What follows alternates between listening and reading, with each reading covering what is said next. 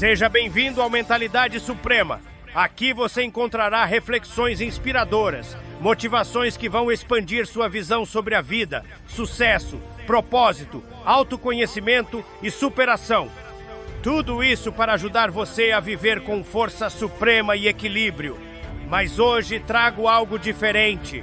Uma história real, crua, impactante. A jornada de um homem que quase matou o próprio irmão e hoje é coach de mentalidade. Você nunca sabe do que é feito até o momento em que perde o controle. Essa não é uma história sobre sucesso imediato. Não é sobre alguém que nasceu pronto. Essa é uma história sobre escuridão, sobre raiva, sobre destruição e, mais do que tudo, sobre reconstrução. Hoje ele sobe em palcos, dá entrevistas, grava vídeos motivacionais e é ouvido por milhares.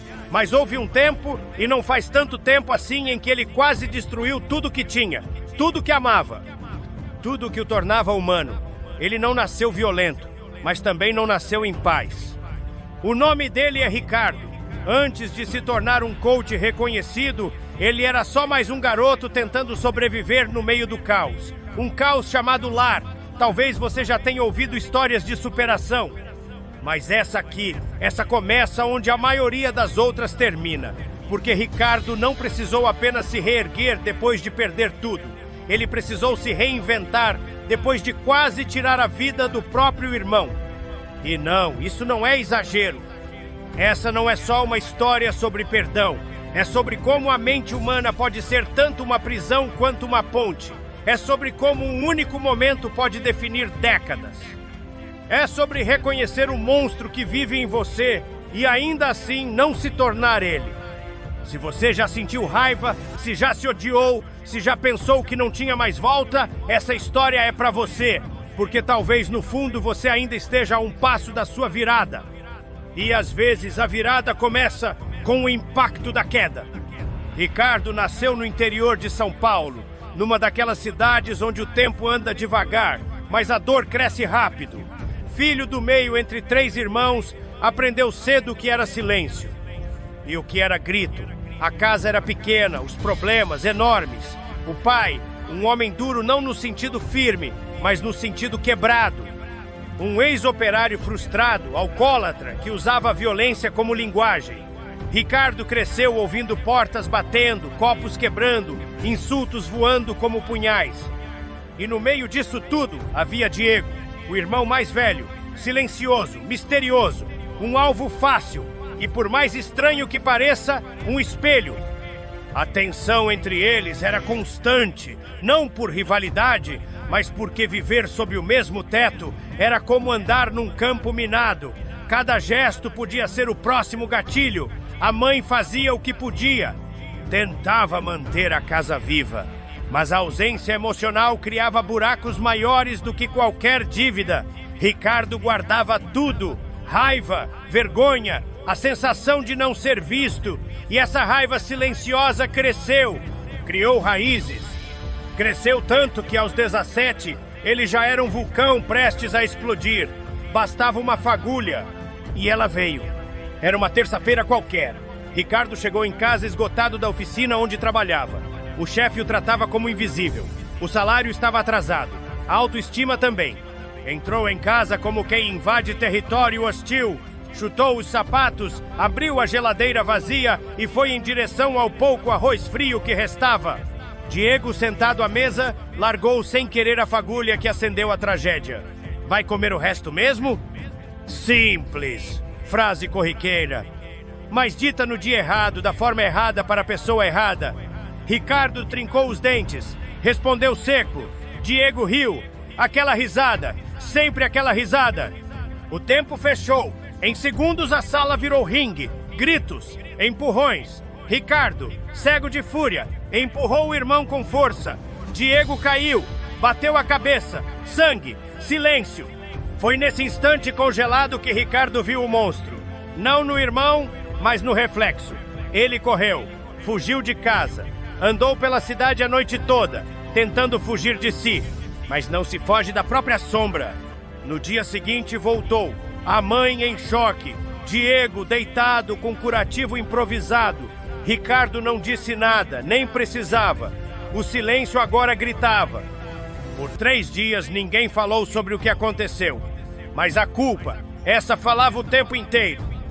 Foi nesse estado de torpor que Ricardo encontrou um papel velho no bolso do uniforme, um panfleto amassado, palestra gratuita, o poder da mente. Talvez fosse um sinal, talvez um pedido de socorro do próprio inconsciente. Ele foi, sentou no fundo. O palestrante não usava palavras difíceis, mas disse uma que ficou cravada. A raiva é um grito de dor que ninguém ensinou a traduzir. Ricardo sentiu como se alguém tivesse contado sua vida em uma única frase. A partir dali começou a estudar, não por obrigação, mas por sobrevivência. Leu sobre neurociência, autoconhecimento, traumas, resiliência. Percebeu que não era um monstro, era um menino ferido tentando se proteger com armadura de raiva. Começou a mudar, pequenas atitudes. Começou a ouvir, a respirar fundo antes de reagir. Pediu desculpas ao irmão não com palavras, mas com paciência, com constância, com transformação. E um dia, alguém o convidou para dar um pequeno depoimento num grupo de apoio. Ele foi, gaguejou, tremeu, mas falou. E ao final, uma mulher disse: "Você acabou de contar minha história, só que com outra voz." Ali, Ricardo entendeu o que significava a propósito. Começou a contar sua história, em grupos, palestras, depois em vídeos. E quanto mais contava, mais pessoas o procuravam dizendo: "Eu também." Criou um canal, cresceu, mas nunca esqueceu de onde veio, nem de quem quase perdeu. Anos depois, decidiu fechar o ciclo. Ligou para Diego: "Quero você comigo no palco." Houve silêncio. Depois, uma resposta: "Tá na hora." No evento, Ricardo contou tudo e então chamou o irmão. De frente para todos, disse: "Esse aqui é o homem que eu quase destruí, mas foi por causa dele que eu me reconstruí." Diego pegou o microfone e completou: "O perdão não muda o passado, mas muda o peso que a gente carrega." E foi ali, sem nenhuma lágrima ensaiada, sem discurso pronto, que o ciclo se fechou. 2 irmãos, lado a lado, transformando o passado em ponte para o futuro. Juntos, criaram um projeto para ajudar jovens em situação de risco emocional. Juntos, provaram que é possível recomeçar. Hoje, Ricardo ensina o que viveu. Ele diz que mentalidade não é sobre pensar positivo, é sobre agir com consciência, mesmo quando tudo grita para perder o controle.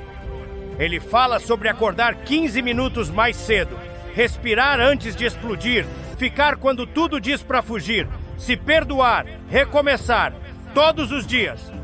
Ele diz que liberdade verdadeira não é fazer o que se quer, mas não ser mais arrastado pelos próprios impulsos. E talvez essa seja a lição mais profunda. Você não é o que fizeram com você. Você é o que escolhe construir com o que te aconteceu. Se essa história tocou você, respira fundo, se inscreva no canal, deixe o like, compartilhe com alguém que precisa ouvir isso.